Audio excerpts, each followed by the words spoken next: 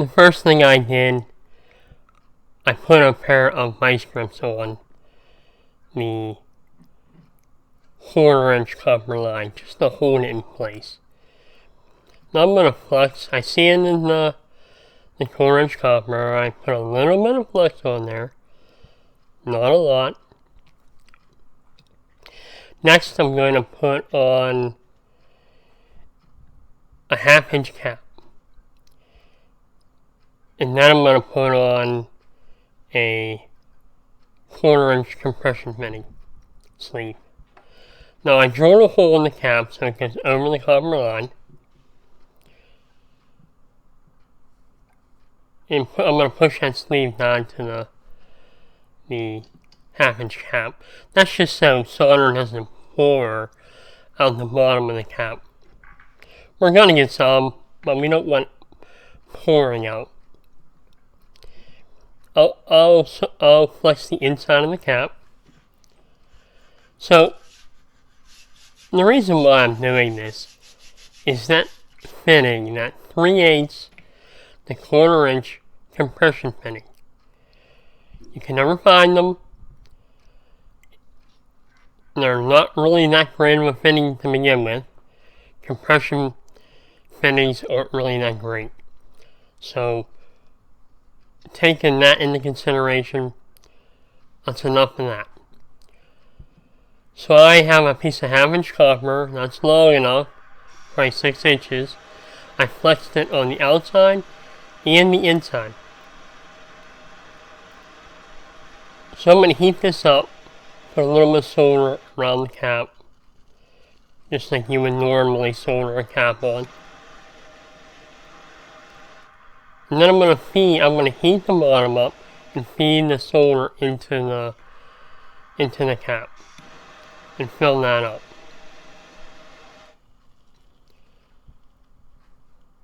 So when you think about it, when you put together an ice maker line in that 1/4" tubing, you have a compression fitting on the fridge, 2 on that adapter, and another one on the 3/8 piece that goes onto the 1/2" copper. That's 4 compression fittings to hook up your ice maker. It's too many. Okay, so now I'm heating above the solder that I just put in. So I just want to feed that solder in there without affecting the solder at the bottom. I don't want that to melt too. Now of course I want to heat above the 1/4" line that's already in there, that's sticking out, because we don't want to block that up. So this is the first time I tried this. I'm going to do this again and try to make it a lot better. Take my time and do it better so I can, create this. Now this is the finished line. And I'm pretty confident it's not going to leak in any way. I put a lot of solder in there, and that filled that whole section up. Okay, now the reason why I used a long tube is so when I solder this onto the mouth, it will not affect the solder that I've already put in the copper tube, in the copper pipe.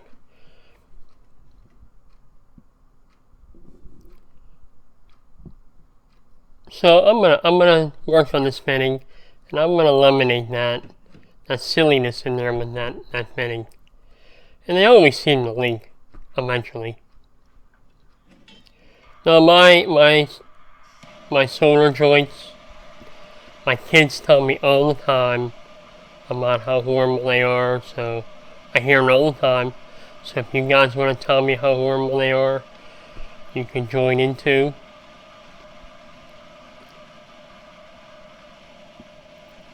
So at this point, we have the contraption we made here in place. And I'll finish soldering up the rest of the joints.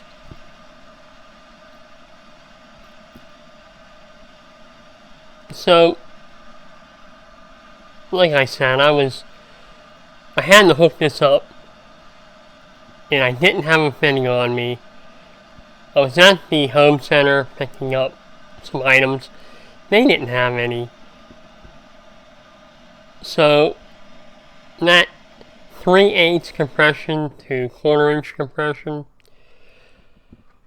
it wasn't there, and I wasn't gonna not do it until I can run around and find one. So we had to put it together. And all this stuff I have here, I picked this right out of my plumbing box. I didn't use anything special. So until I try this again, this is what I came up with. To hook this up, test it for leaks. It looks good. A lot of solder went in there, so we might be alright.